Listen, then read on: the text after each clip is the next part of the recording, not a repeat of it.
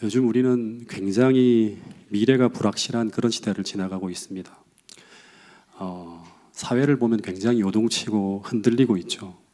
그리고 끝도 없이 타락하면서 무너지는 종교, 그리고 국제 정세를 봐도 굉장히 불안정해요. 그 더군다나 기상 이변도 계속 심상치 않게 계속 이제 몰아닥치고 있죠. 근데 이런 문제 많은 형편 가운데서 이 정치를 보면 정치가 거의 멈추어 있습니다. 문제 해결을 못 해요. 그죠? 그리고 경제는 코로나 이후에 가장 여러 가지로 이제 그 요동치고 있는 어떤 그런 상황들의 데이터를 보여주고 있고, 그러면서 내년도에 이 경제 전망을 예상하는 어떤 그런 책들을 제가 좀 이렇게 모니터를 해 보게 됐는데, 거기에 나오는 단어들이 이런 단어들이 계속 나오더라고요. 잡히지 않는 인플레이션, 그리고 멈추지 않는 금리, 이게 내년도 예상하는 어떤 그런 단어들이에요. 그러면서 더 강한 긴축이 요구될 것이고, 그러면 그동안 거품으로 존재하던 이 자산 버블이 붕괴되는 위기의 시나리오가 2023년을 예상하고 전망하는 그런 책들의 이제 그 표지에 나오는 그 등장하는 단어들입니다. 그래서 이렇게 모든 것이 흔들리고 있는 이때, 우리는 그리스도인으로서 이때를 해석해주고 이때를 우리가 살아내게 만드는 하나님의 가르침이 필요한데, 그래서 오늘 저는 이때, 이러한 때 우리는 어떤 생존 전략과 어떤 믿음을 가지고 살아야 되는지를 열왕기상 17장에 나오는 엘리야의 이야기를 통해서 오늘 우리에게 말씀하시는 하나님의 교훈을 한번 찾아보려고 합니다. 열왕기상 17장을 보면 이제 이 북이스라엘이 거의 어떻게 보면 격동의 시기 중에서도 가장 어떻게 보면 흔들리는 그런 시기를 지나가고 있습니다. 그 시대를 특징 짓는 모습은 오늘 우리 시대와 비슷해요. 흔들리는 사회와 정치, 끝도 없이 타락하고 무너지는 종교, 그리고 기상이변으로 3년 동안 비 한 방울 내리지 않아서 모든 경제가 다 무너지고 파탄나는 엄청난 환란 속을 지나가게 됩니다. 그때 그리스도인은 무엇으로 사는가? 그 교훈을 담고 있는 내용이 열왕기상 16장, 17장의 이야기입니다. 이 열왕기상 16장을 읽어보면 그 시대에 이 북이스라엘이라고 하는 국가는 다윗과 솔로몬이 통치하던 그걸 계승해서 이어받은 국가거든요. 근데 그게 그 나라가 하나님 나라가 맞는가 싶을 정도로 계속 반역을 줄지어서 계속 혁명이 일어나요. 정변이 일어납니다. 막장 드라마와 같은 일이 계속 줄지어 일어나는 가운데 그 막장 드라마의 끝판왕과 같은 존재가 16장의 끝에 이제 이야기에 나옵니다. 그러면서 엘리야가 등장할 수밖에 없는 상황이 만들어져요. 그 말씀을 잠깐 한번 읽어보겠습니다. 열왕기상 16장 30절부터 33절까지의 말씀입니다. 같이 한번 읽어보겠습니다. 시작. 오므리의 아들 아합이 그의 이전의 모든 사람보다 여호와 보시기에 악을 더욱 행하여 느밧의 아들 여로보암의 죄를 따라 행하는 것을 오히려 가볍게 여기며 시돈 사람의 왕 엣바알의 딸 이세벨을 아내로 삼고 가서 바알을 섬겨 예배하고 사마리아에 건축한 바알의 신전 안에 바알을 위하여 제단을 쌓으며 또 아세라 상을 만들었으니 그는 그 이전의 이스라엘의 모든 왕보다 심히 이스라엘 하나님 여호와를 노하게 하였더라. 여기 보면 이 아합이라고 하는 인물이 나오는데요. 이제 이 인물은 아마 오늘 왕정 시대를 아카데미 시간에 공부하기 때문에 이 부분까지 다룰 수 있을지도 모르겠습니다. 이 아합은 어떤 인물인가 하면 그동안은 북이스라엘의 왕들이 대놓고 하나님을 대적하며 반대하진 않았어요. 우상 숭배를 하더라도 여호와를 섬기는 데서 약간 변질된 모습으로 우상을 갖다 놓고 이분이 이 존재가 바로 여호와 하나님이라고 하면서 그렇게 이제 변질된 모습으로 우상 숭배를 한다든가, 혹은 하나님을 경배하면서도 다른 우상을 함께 갖다 놓으면서 혼합 종교의 모습을 띄었어요. 대놓고 바알과 아스타롯을 섬기진 않았는데, 근데 이 아합은 국가적으로 바알과 아스타롯을 섬기기로 결심한 왕이 바로 누구인가 하면 바로 아합입니다. 그래서 본문에 보면 이 아합은 이전에 이스라엘의 모든 왕보다 심히 이스라엘 하나님 여호와를 더욱 노하게 하였다고 하는 그런 말이 나오죠. 근데 이 아합으로 하여금 이런 악을 저지르게 하는데 결정적으로 기여한 사람이 누구죠? 여기 본문에 보면 바로 시돈에서 온 엣바알의 딸, 엣바알이라고 하는 존재는 바알 신의 제사장이에요. 그 제사장의 딸인 누군가 하면 이세벨이라고 하는 사람이에요. 근데 이세벨은 아합과 결혼하면서 어떤 한 가지의 사명을 가지고 이 북이스라엘로 들어옵니다. 그 사명이 뭔가 하면 이 북이스라엘을 여호와를 섬기는 모든 신앙을 다 지워버리고 이 북이스라엘을 바알을 섬기는 나라로 만들겠다고 하는 사명을 가지고 북이스라엘에 들어온 사람이 바로 누구인가 하면 이세벨이에요. 그래서 이 여자는 아합과 결혼하자마자 어떻게 하는가 하면 바알을 섬기는 선지자 450명과 아스타로 신을 섬기는 선지자 400명을 이끌고 들어와서 이스라엘 곳곳에다가 산당을 짓고 이 바알 신상과 아스타로 신상을 다 세우면서 이스라엘 전체를 우상 숭배로 다 뒤덮여 버립니다. 여러분, 이스라엘이라고 하는 나라는 하나님과 언약한 하나님의 나라예요. 그냥 세상 나라가 아니라. 근데 온 나라에 바알 숭배를 위한 산당이 지어지고 숲 곳곳에 가보면 바알 숭배를 위한 제물이 드려지고 온 나라가 바알 숭배를 위한 구판이 벌어지고 있는 그 시대가 바로 어떤 시대인가 하면 열왕기상 16장의 북이스라엘의 모습이었다고 하는 거예요. 그런데 이런 일이 벌어지고 있는데도, 이런 국가적 배도가 일어나고 있는데도 이것이 죄라고 하는 소리가 거의 들려오지 않아요. 대부분의 이스라엘 백성들은 함께 동조하면서 따라가고 있었다고 하는 거예요. 근데 그 이유는 무엇 때문인가 하면 물질적 경제적 번영이 가장 좀 어떻게 보면 그 풍성하게 나라가 경제적으로 발전하고 있었던 시대가 언제인가 하면 이 아합의 통치 시대였다고 합니다. 그래서 시돈의 공주와 아합이 결혼한 것도 뭔가 하면 솔로몬 때처럼 국제적인 이 동맹을 위해 정략 결혼을 한 거예요. 그런데 그 결과가 국가적으로 잠시 번영하고 있는 듯한 그런 모습이 보여지고 있었기 때문에 백성들과 신료들이 다 잠잠해진 거예요. 그런데 그때 그 나라가 완전히 하나님을 떠나가고 하나님의 말씀은 완전히 무시되어지면서 이제 여호와의 시대는 끝났고 이제는 바알과 아스타롯의 시대가 도래했다고 모든 사람들이 믿고 있던 그때 열왕기상 16장 34절에 보면 세상에 갑자기 이런 일이 벌어졌다고 합니다. 자, 이 말씀을 같이 한번 읽어보겠습니다. 열왕기상 16장 34절의 이 말씀은 16장 마지막 말씀이에요. 자, 시작.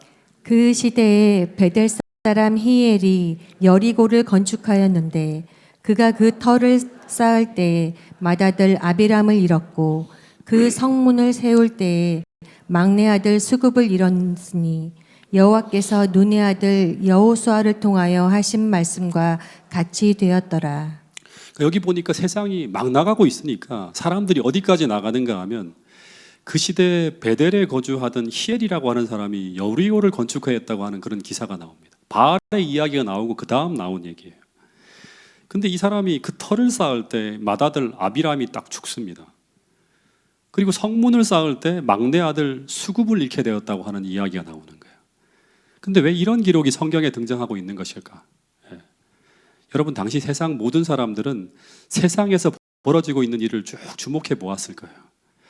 하나님의 뜻을 행해야 될 왕이 이방 여인과 결혼해서 대담하게 우상 숭배를 벌이고 있고, 그리고 사람들은 하나님의 율법을 버리고 대담하게 바알을 숭배하는 죄에 다 동참해 있는 거예요.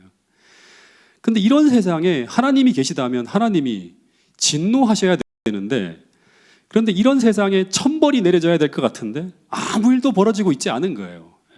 다시 말해서 하나님의 율법을 떠나 악하게 사는 사람들이 별 탈 없이 잘 먹고 잘 사는 것처럼 보이는 거예요.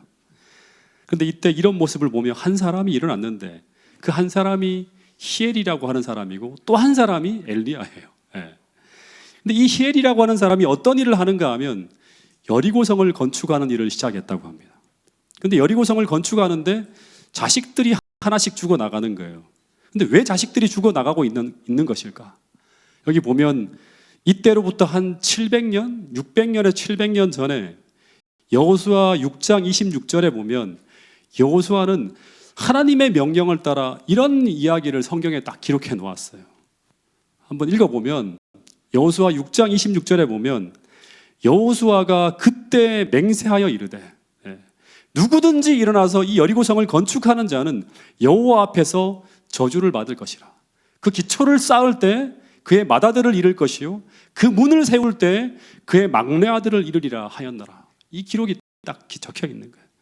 이 말씀은 여호수아가 여리고성을 무너뜨린 다음에 하나님은 이 성은 악에 대한 심판의 기념물이므로 절대 이 성을 재건하려 해서는 안 된다고 말씀하셨어요. 근데 그럼에도 불구하고 누군가가 이 성을 건축하려 한다면 이런 일이 벌어질 거라고 예언하시는 거예요.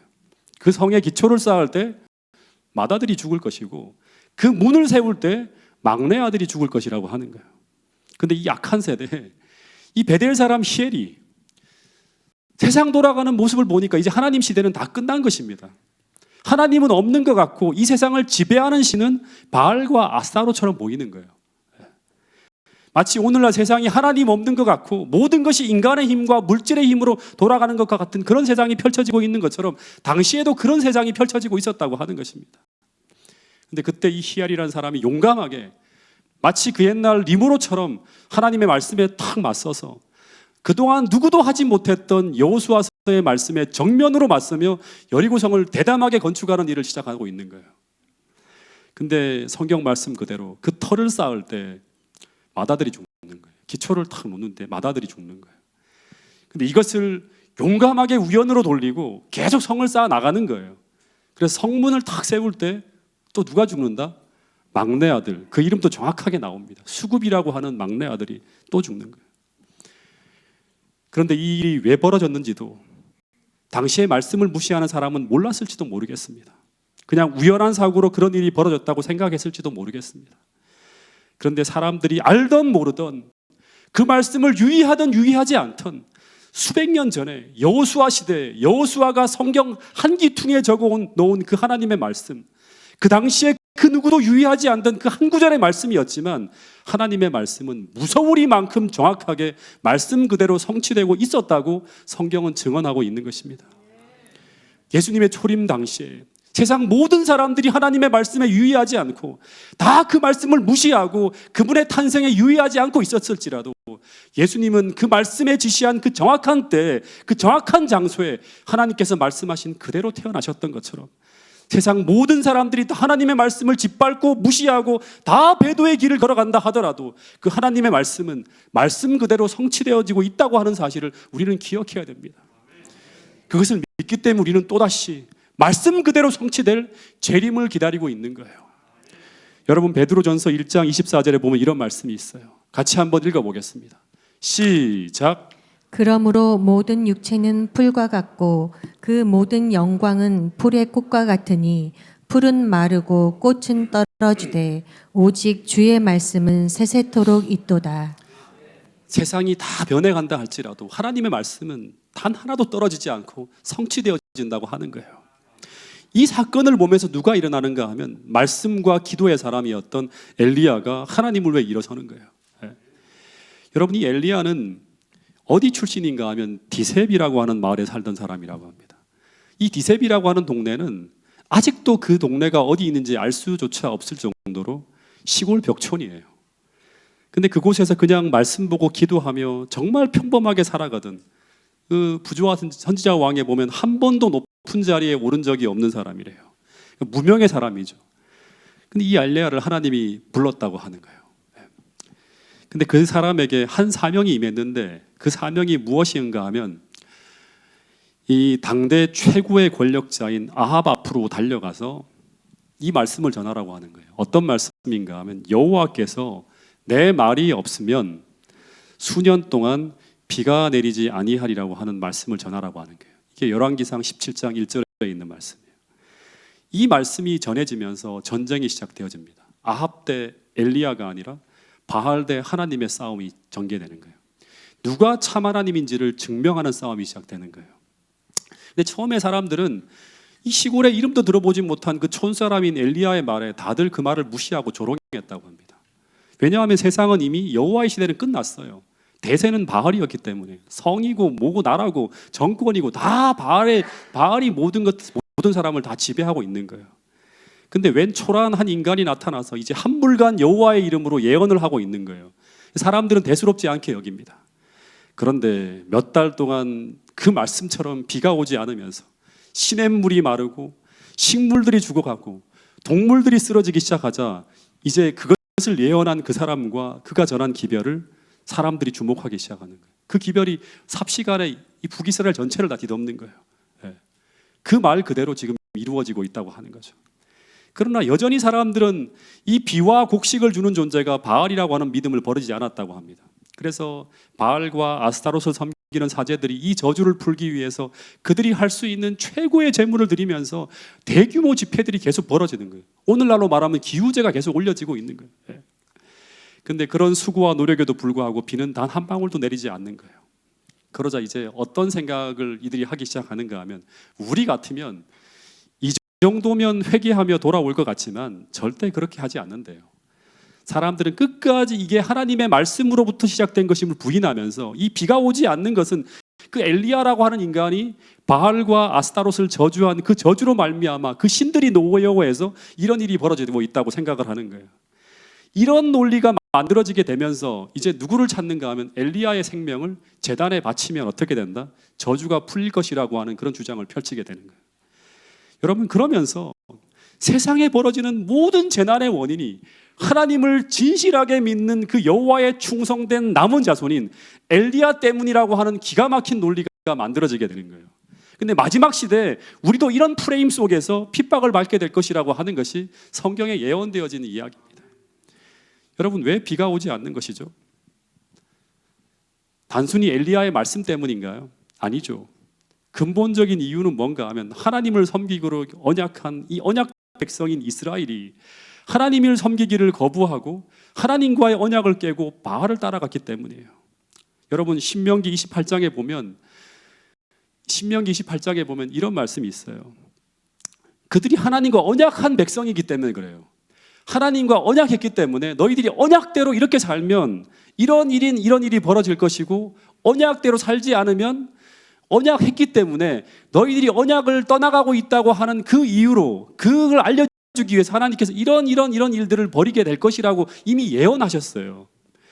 신명기 28장 14절에 보면, 내가 오늘 너희에게 명령하는 그 말씀을 떠나 좌로나 우로나 치우치지 아니하고 다른 신을 섬기지 아니하면 위에 열거된 이런 축복이 임하게 되는데, 근데 반대로 15절, 내가 만일 여호와의 말씀을 순종하지 아니하여 오늘 내가 내게 명하는 그의 모든 명령과 규례를 지켜 행하지 아니하면 이 모든 저주가 내게 임할 것이고 내게 이를 것이니 하면서 이런 일이 벌어지게 된다고 하는 거예요. 그 중에 하나가 뭔가 하면 23절, 내 머리 위에 하늘이 녹과 같이 되고 내 아래의 땅은 철과 같이 됐다고 해요. 식물이 들어갈 수가 없는 거예요. 다 말라버리는 거예요. 24절, 여호와께서 비 대신에 티끌과 모래를 내 땅에 내리게 된다고 하는 거예요. 가뭄이 닥치게 된다고 하는 거예요. 여러분, 그래서 비가 오지 않는 이유는 이 말씀을 통해서 보면 그들이 하나님의 언약을 떠나갔기 때문이에요. 그러면 비가 다시 오게 하려면 어떻게 하면 될까요? 이스라엘 백성들이 다시금 하나님께로 돌아가면 돼요. 그들이 죄를 버리고 하나님께로 돌아가면 비가 오는 거예요. 3년을 끌 필요가 없는 거예요. 하나님은 3년 반 동안 고생시키겠다고 하지 않았어요. 그래서 실제 열왕기상 18장에 보면 이스라엘 백성들이 하나님 앞에 회개하면서 여호와 그는 하나님이라고 하는 것을 인정하자마자 바로 비가 내리는 거예요. 여러분, 그래서 모든 시험 문제엔 답이 있는 것처럼 우리 인생의 모든 문제에도 답이 있다고 성경은 분명히 가르쳐주고 있어요. 그래서 오늘 우리는 하나님께서 말씀을 통해서 우리에게 주시는 그 약속마다, 그 모든 약속마다 그 약속의 성취를 가능하게 하는 그 정답을 찾아서 우리 삶의 답안지에 그 답을 적어 넣어야 돼요. 이게 그리스도인들이 해야 될 일이에요. 그러면 하나님께서 축복의 비를 그들에게 내려주신 것처럼 우리의 마른 인생에도 하나님의 축복의 장대비가 쏟아지게 하신다고 하는 것이 성경의 약속이라고 하는 것입니다. 여러분, 이 사실을 꼭 믿고 살아가는 분들이 태능교회 모든 성도들이 될 수 있기를 간절히 바라겠습니다.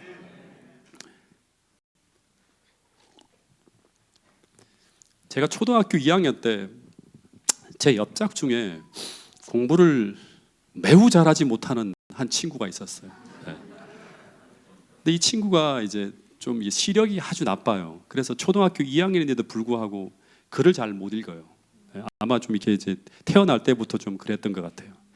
더하여서 시력이 굉장히 나쁘기 때문에 글씨를 쓸 때도 이제 그려서 쓰는데 그 책상에 눈을 바짝 떼고 이렇게 쓰는 아주 가엾은 친구였어요.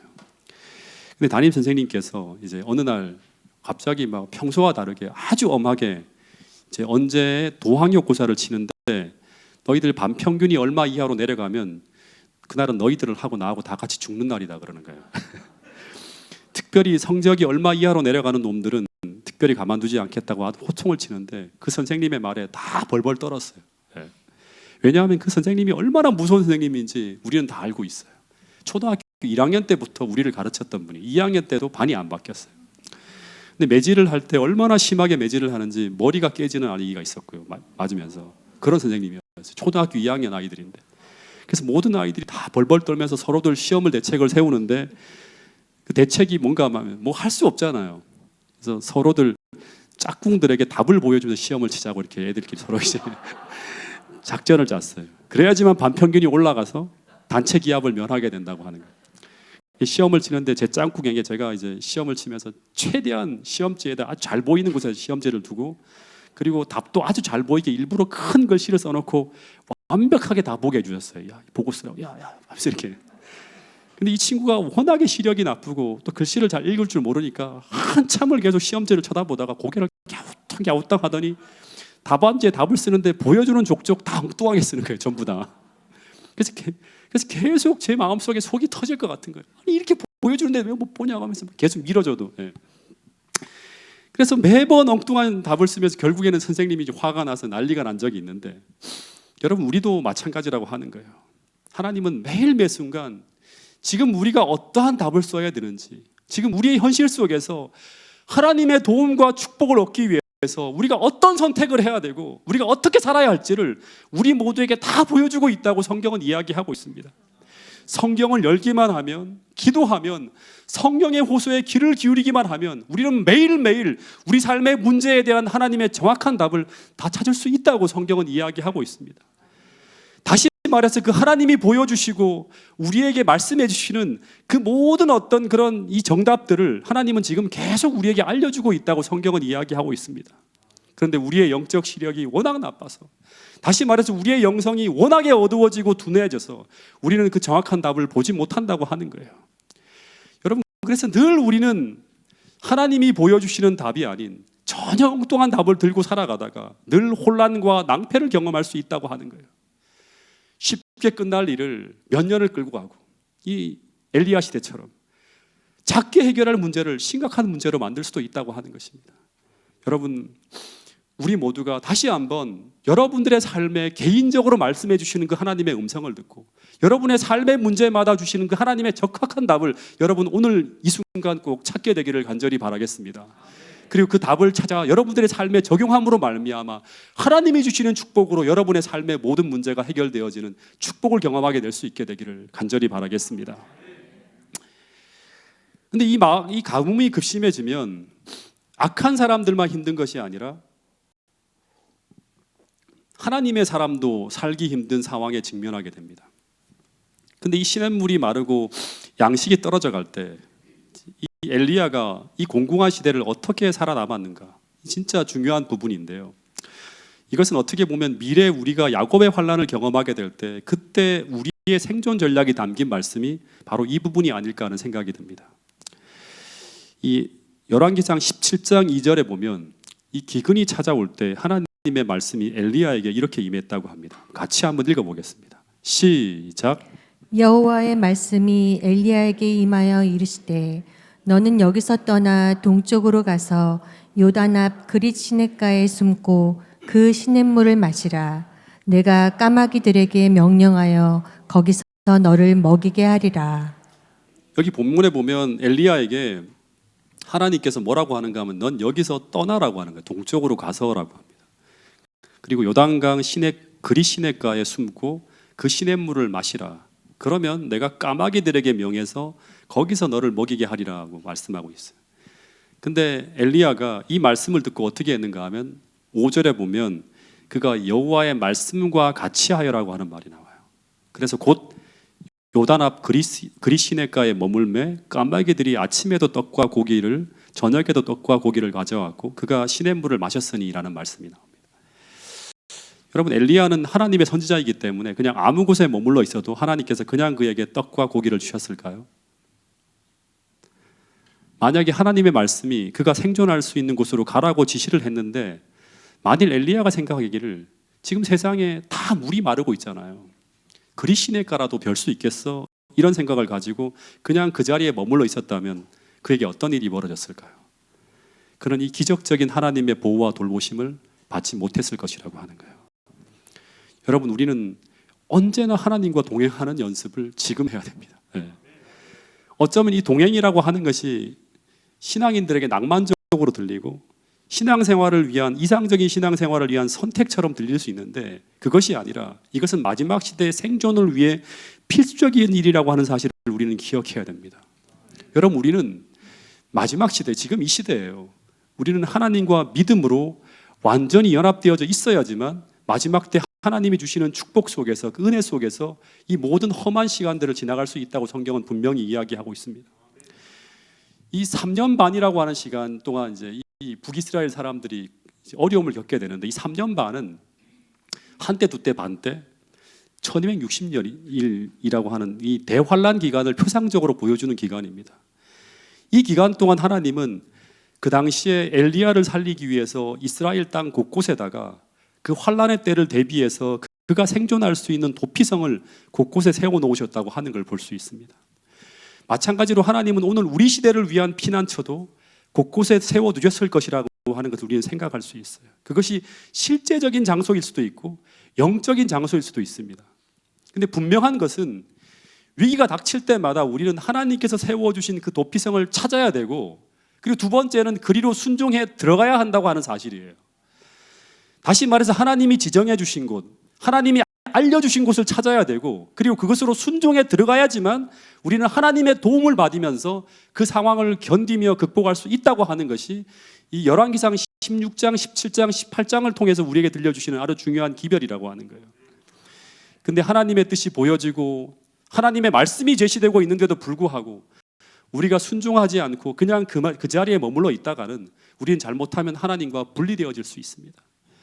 여러분, 하나님은 지금 이 시간에도 계속 우리에게 우리가 보호함을 받을 수 있는 안전한 자리, 도움을 받을 수 있는 자리로 계속 우리에게 말씀을 통해 부르시고 있다고 하는 사실을 꼭 깨닫을 수 있게 되기를 간절히 바라겠습니다. 그리고 그때마다 우리는 늘 그 하나님의 음성을 들으면서 그 하나님의 뜻 가운데 순종해 나가는 태능교회 모든 성도들이 될 수 있기를 간절히 바라겠습니다. 근데 7절에 보면 이 그리 시냇가에 이제 머물러 지냈는데, 이제 얼마를 지냈는지 모르겠어요. 근데 얼마 후에 또다시 위기가 찾아옵니다. 그 위기는 뭔가 하면 땅에 비가 내리지 아니하므로 그 시냇까지 다 말라버리는 거예요. 저는 이 부분을 좀 참 많이 생각하게 되었어요. 엘리야가 하나님의 말씀에 순종해서 그리 시냇가에 머물고 있는데, 그러면 하나님께서 기적적으로 계속 물을 공급해 주셔야 되잖아요. 근데 왜 또 물을 마르게 했을까 하는 거예요. 네. 여러분, 엘리야는 하나님의 모든 말씀을 다 기억하고 있었을 거예요. 어떤 말씀을 기억했을까 하는 걸 생각해 보면, 아무리 애굽의 열재앙이 쏟아져도 고센 땅에 있는 하나님 백성들에게는 재앙이 내리지 않았다고 하는 것을 엘리야는 기억하고 있었을 거예요.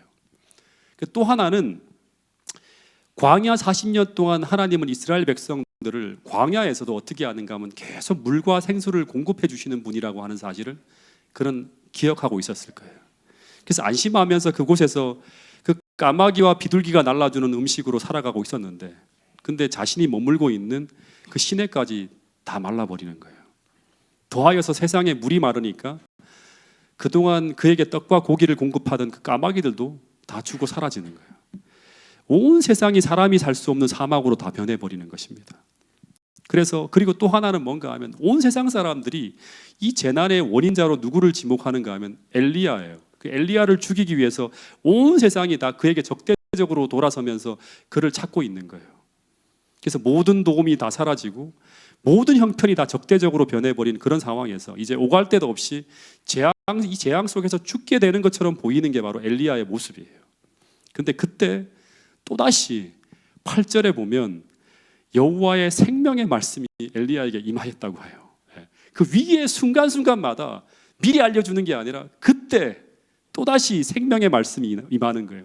그런데 거기서 그에게 또다시 이 재난을 피하여 생존할 수 있는 길이 보여주는데, 그게 바로 뭔가 하면 8절부터 9절의 말씀이에요. 이 8절부터 9절에 있는 말씀을 또 한 번 읽어보겠습니다. 시작. 여호와의 말씀이 엘리야에게 임하여 이르시되 너는 일어나 시돈에 속한 사르밧으로 가서 거기 머물라. 내가 그곳 과부에게 명령하여 내게 음식을 주게 하였느니라. 여기 보면 우리는 여기서 진짜 중요한 것들을 좀 깨닫게 보게 되는데요. 하나님은 까마귀를 통해서도 우리를 도울 수 있고 또 어떤 방법을 쓴다? 사람을 통해서도 우리를 도울 수 있다고 하는 거예요. 위기의 순간에. 즉 하나님은 우리의 상상을 뛰어넘는 수만 가지 방법을 통해서 우리를 도울 수 있다고 하는 것을 이 본문의 짧은 말씀을 통해 우리에게 말씀하고 있어요.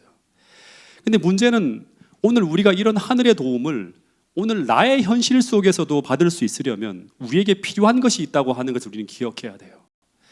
첫 번째는 뭔가 하면 오늘 우리에게도 이 여호와의 말씀이 엘리야에게 임한 것처럼 임해야 된다고 하는 거예요.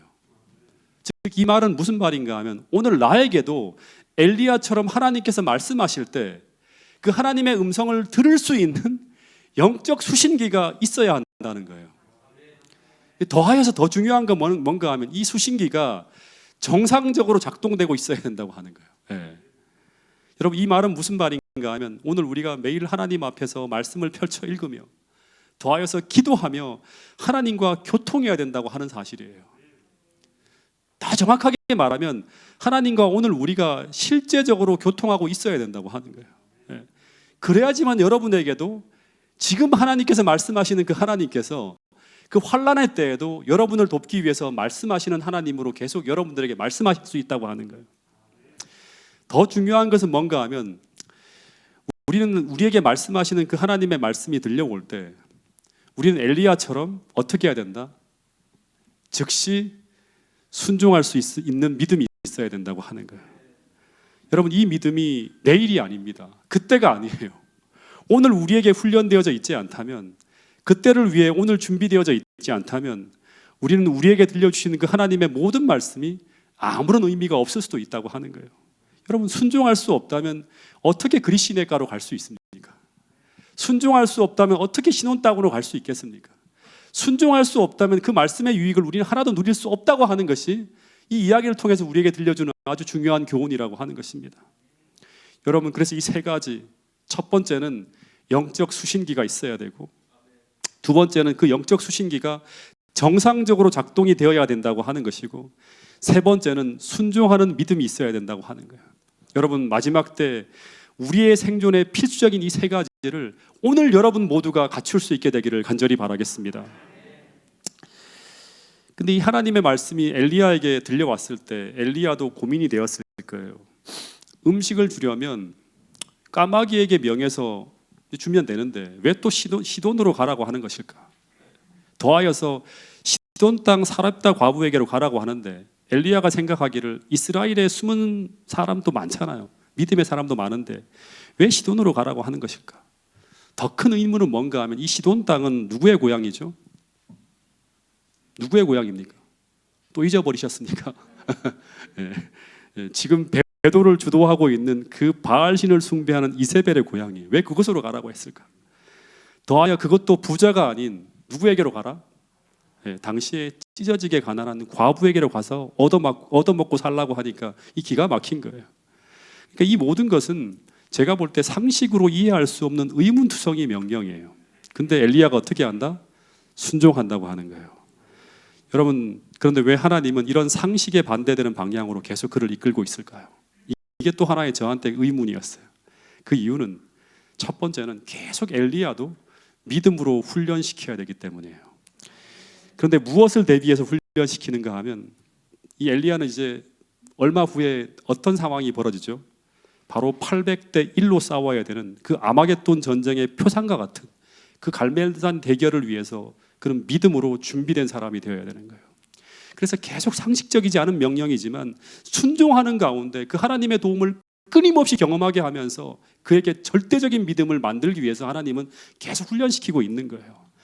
근데 그때 그 절대적인 믿음으로 살아가지 않으면 그 위기 때 그런 홀로 하나님을 위해 싸울 수가 없기 때문에 하나님은 계속 어떻게 한다? 그 자리에서만 먹이 살릴 수도 있지만 끝없이 상식에 반대되는 길로 인도하고 있는 거예요.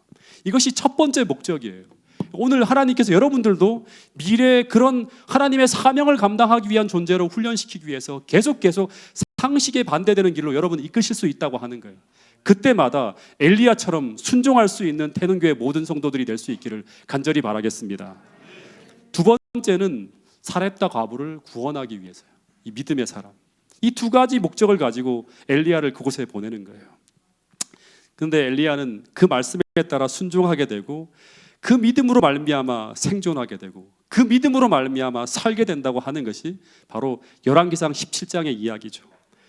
여러분, 세상 모든 사람들이 이 세상의 배도와 타락으로 말미암아 세상에 재앙이 임할 때 그때 하나님의 사람들은 오직 그 생명의 말씀에 순종하는 그 믿음으로 말미암아 살아가게 된다고 하는 이 진리를 여러분 모두가 믿게 되기를 간절히 바라겠습니다.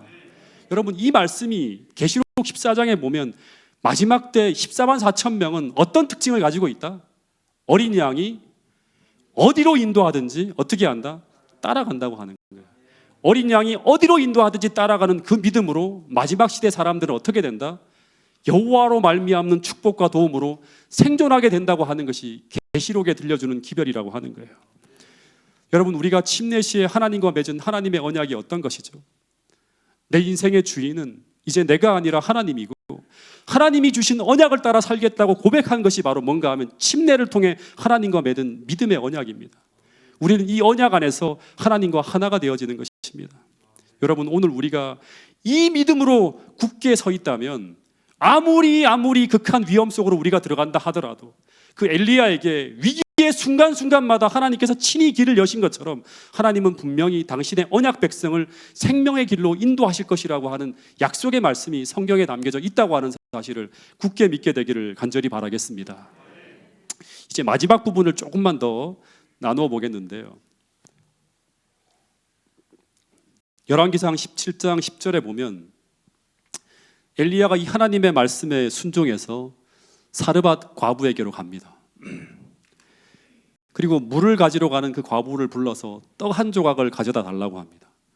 그랬더니 이 과부가 뭐라고 하는가 하면 지금 집에 가루 한 움큼과 병에 기름 조금밖에 없는데 그래서 오늘 이 마지막 음식을 아들과 더불어 나누어 먹고 죽겠다고 생각을 하고 지금 있다고 하는 거예요. 여러분, 이때 이 사르밧 과부에게 엘리야가 무슨 말을 하죠? 참 기가 막힌 말을 하죠. 그 불쌍한 과부에게 먼저 그것을 너와 너 아들이 먹지 말고 그 마지막 남은 양식을 누구에게 가져오라? 나를 위해 내어놓으라고 하는 거예요. 근데 그렇게 하면 14절에 무슨 약속의 말씀을 전하고 있는가 하면 이스라엘의 하나님 여호와의 말씀이 나 여호와가 비를 지면에 내리는 날까지 그 통의 가루가 떨어지지 아니하고 그 병의 기름이 없어지지 아니하리라 하셨다고 하는 그런 말씀을 전하고 있는 거예요. 그래서 이 말씀은 이 과부에게 그 공고한 날, 그 죽음의 날, 생명의 길을 열고 있는 생명의 말씀인 거예요. 여기 도전해야 되는 거예요. 이런 음성이 들려올 때 도전을 해야 되는 거예요. 그래서 이 과부가 이 말씀에 믿을 수 있는가 없는가, 이 말씀을 믿을 수 있는가 없는가에 따라서 여기에 믿음으로 순종하느냐 못하느냐에 이 믿음의 여부에 따라서 이 과부가 살고 죽는 것이 결정되어지는 거예요. 근데 이 순종이 쉬울까요? 어려울까요? 오늘 우리가 훈련해야 되는 거예요. 그때 훈련하는 게 아니라 오늘 훈련해야 되는 거예요. 오늘 경험으로 알고 있어야 되는 거예요. 여러분, 당장 내 먹고 살기도 힘든데 그 먹을 것을 먼저 당신 앞에 내어놓으라는 거, 이 말이 진짜 기가 막힌 거죠. 근데 하나님은 당장 먹고 살기 힘든데 그 먹을 것을 먼저 당신 앞에 내어놓으라는 것과 같은 그런 요구를 하고 있는 거예요. 그러면 생존의 길이 열릴 것이라고 하는 거예요. 여러분, 제가 오래전에 지금으로부터 거의 20년도 더 전인데요. 여러분, 저는 집사 생활도 했고 목회 생활도 했어요. 근데 두 내외가 이제 두 사람이 맞벌이를 막 하고 있면서 생활을 하고 있는데 당시 어떤 상황 때문에 매달 나가는 비용이 너무 컸어요. 그래서 겨우겨우 한 달을 유지하며 살고 있었는데 근데 이제는 계속 줄여도 더 이상 상황이 바뀔 수 없는 그런 상황에 한계 상황에 딱 직면하게 되었어요. 계속 마이너스로 조금씩 내려가는. 그럼 이게 더 내려가면 이제 망하는 거예요. 이게 어려운 거예요. 근데 그때 제가 말씀을 보면서 기도하다가 어떻게 하면 이 상황을 돌파할 수 있을까 계속 하나님께 기도하고 있었는데 근데 그때 하나님이 제게 주신 하나님의 음성이 너가 가지고 있는 그것을 자꾸 움켜쥐고 지키려고만 하지 말고 방어적인 신앙을 하지 말고 공격적인 믿음으로 돌아서라고 하는 음성이 들려줬어요. 그때 제가 본 말씀이 잠언 11장 24절하고 신명기 15장 10절 말씀이었는데, 여기 보면 이런 말이 있죠. 흩어 구제하여도 더욱 부하게 되는 일이 있나니 과도히 아껴도 가난하게 될 뿐이라는 말씀이. 그러니까 반대로 하나님이 상식의 반대로 우리를 이끌고 있다고 하는 거죠.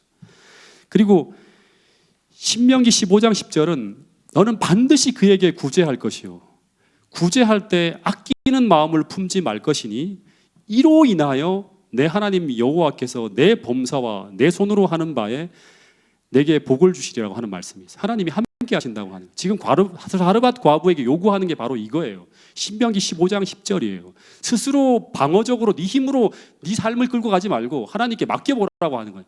맡기라고 하는 건 약속대로 움직이는 거예요. 하나님 약속대로 살아가는 거예요. 그래서 이 상황과 문제를 하나님께 맡기고 먼저 그의 나라와 의를 구하며 살겠다고 하는 결심을 하고, 더하여서 제가 어떻게 하니 그 믿음을 활용할 수 있는 기회를 달라고 빨리 한번 경험해보고 싶다고 하면서 기도하고 있었어요. 근데 어느 날 어떤 할머니 한 분을 제가 만나게 됩니다. 동네 할머니가 이 팔이 부러져갖고 팔걸개를 하며 지나가시는데, 그 할머니가 알고 봤더니 이제 도립병원에 치료를 받으신다는 걸 알게 됐어요. 근데 이제 물어보니까 팔을 수술해야 되는데 수술하지 못해서 팔이 붙지 않고 떨어진 상태로 있는 거예요. 그래서 지나가면서 보면 팔이 덜그럭 하는 소리가 들려요. 이렇게. 그 할머니가 너무 고통스러워서 어떻게 하는가 하면 그 고통을 잊기 위해서 매일 술을 사다 마신다고 하는 이야기도 들었어요. 술 냄새가 계속 진동하는 거예요. 그리고 혼자 사는 독거노인이라고 하는 것을 알게 되었고, 그래서 그분의 집을 물었어요. 그래 집을 물어서 한번 찾아갔어요.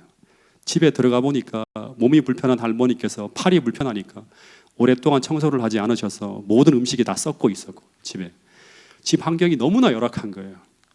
할머니에게 뭘 도와주고 싶은데 뭘 도와드려야 되나 고민이 되었어요. 제일 먼저 청소 뭐 이런 걸 하려고 하니까 그거는 둘째고 첫 번째는 팔을 고쳐야 된다고 하는 생각이 드는 거예요. 팔을 고쳐주지 않으면 아무런 의미가 없는 거예요. 근데 제게는 그 할머니를 그렇게 도와줄 여유는 없어요. 근데 떠오른 말씀이 뭔가 하면 바로 열왕기상 17장의 이 말씀이에요. 너가 살아갈 그 비용으로 먼저 그것으로 나를 위하여 작은 떡 한 개를 만들어서 내게로 가져오고 그 후에 너와 너 아들을 위해 그 만들라, 이 말씀이에요. 이 말은 뭐냐 그러면 먼저 당신을 위해 그 음식을 던지라고 하는 거예요. 그리하면 나 여호와가 지면에 비를 내리는 날까지 경제적으로 어려운 시기를 지나가는 동안 그 통의 가루가 어떻게 한다? 떨어지지 아니하고 그 병의 기름이 없어지지 아니하리라 하셨느니라. 이 약속의 말씀이 오직 사르밧 과부에게만 해당되는 걸까요? 그렇지 않고 이 땅에 살아가는 모든 하나님의 언약 백성에게 다 약속해 주신 말씀이에요. 이거를 믿고 살아야 돼요, 마지막 때. 그래서 이 말씀을 의지해서 제가 먼저 돈을 찾아서 그 할머니에게로 가서 이 돈을 가지고 꼭 어느 병원에 가서 팔 치료를 받으라고 말씀을 드렸어요. 근데 그때 내가 믿음으로 순종할 때, 즉 내가 이렇게 하나님께 순종할 때 어떤 마음이 들었는가 하면 비로소 내 삶의 모든 형편을 하나님께 맡겼다고 하는 평안이 임하는 거예요. 여기서 평안이 임하는 거예요. 또 하나 감사한 것은 뭔가 하면 그동안 너무나 내 문제의 골몰에서 나만을 위해 살았는데 이제는 숨을 쉬겠더라고요. 이렇게 저렇게 계속 염려하고 걱정하는 게 너무나 컸는데 이제 숨을 쉬겠는 거예요. 더 놀라운 것은 이런 패턴으로 삶의 자세를 바꾼 순간부터 하나님께서 그동안 숙제로 남아있던 제 문제에 대한 숙제들이 어떻게 풀려졌는지 여러분 다 설명을 못 드리지만 하나하나 둘 다 해결되어지는 거예요. 그 증인이 바로 누구인가 하면 바로 제 아내라고 하는 사실이에요. 여러분 어떤 어려운 순간이 닥쳐온다 하더라도 먼저 그의 나라와 그의 의를 구하라. 그리하면 내가 너의 모든 삶을 책임진다는 이 믿음을 여러분 꼭 경험으로 알게 되기를 간절히 바라겠습니다. 하나님은 이제 염려로 가득 찬 이 마지막 시대를 살아가는 우리에게 계속 말씀해주고 있어요. 세상의 모든 안전한 토대가 다 무너진다 하더라도 네가 믿음으로 살고 있다면, 나와 하나가 되어 있다면 염려하지 말라고. 그래도 염려가 되거든 공중에 나는 새를 보라고, 그리고 들의 백합화를 보라고 하는 거예요. 다 내가 돌보고 있지 않냐고 말씀하고 있는 것입니다. 그래서 너희가 염려할 것은 오직 하나라고 하는 거예요. 먼저 그의 나라와 그 의를 구하는 그 믿음으로 오늘 살고 있는가? 그렇게 살고 있다면 내일 일은 염려하지 않아도 된다고 하는 것입니다. 왜냐하면 나머지는 주님께서 모든 것을 지켜주시고 책임져 줄 것이라고 하는 거예요. 그것을 확인하라고 하는 것입니다. 여러분, 이제 마지막 시대에 사단은 더욱 우리의 생존을 옥죄어 오면서 우리의 믿음을 파괴하기 위해서 우리의 신앙을 공격할 것이라고 성경은 이야기하고 있습니다. 그때 우리는 엘리야처럼 어린 양이 어디로 우리를 인도하든지 따라가는 그 믿음으로 살아내야 된다고 성경은 분명히 이야기하고 있습니다. 여러분, 그래서 오늘 우리가 이 환난기의 생존 법칙을 믿음으로 경험하며 배울 수만 있다면, 이 승리의 경험을 가지고 우리가 엘리야처럼 살아가고 있다면, 우리는 그 두려운 갈멜산에서 펼쳐지는 그 최후의 전쟁인 아마겟돈 전쟁 시에도 우리는 하나님의 군대로 서서 하나님의 편에 서서 끝까지 싸울 수 있는 믿음의 용사가 되어질 수 있다고 성경은 약속하고 있습니다. 이 시간 그런 믿음을 우리에게 부어달라고 기도하는 태능교회 모든 성도들이 될 수 있기를 간절히 바라겠습니다. 마지막 말씀, 이 말씀 읽고 마치겠습니다. 시작. 그런즉 너희는 하나님께 복종할지어다. 마귀를 대적하라. 그리하면 너희를 피하리라. 여러분, 마귀를 대적하라고 합니다. 공격적인 신앙을 하라고 하는 것입니다. 그리하면 어떻게 된다? 마귀로부터 자유로워지는 그런 평안한 삶을 경험할 수 있다고 하는 것입니다. 이런 믿음으로 살아가기로 결심하는 태능교회 모든 성도들이 되기를 간절히 바라면서 오늘 말씀을 줄이겠습니다.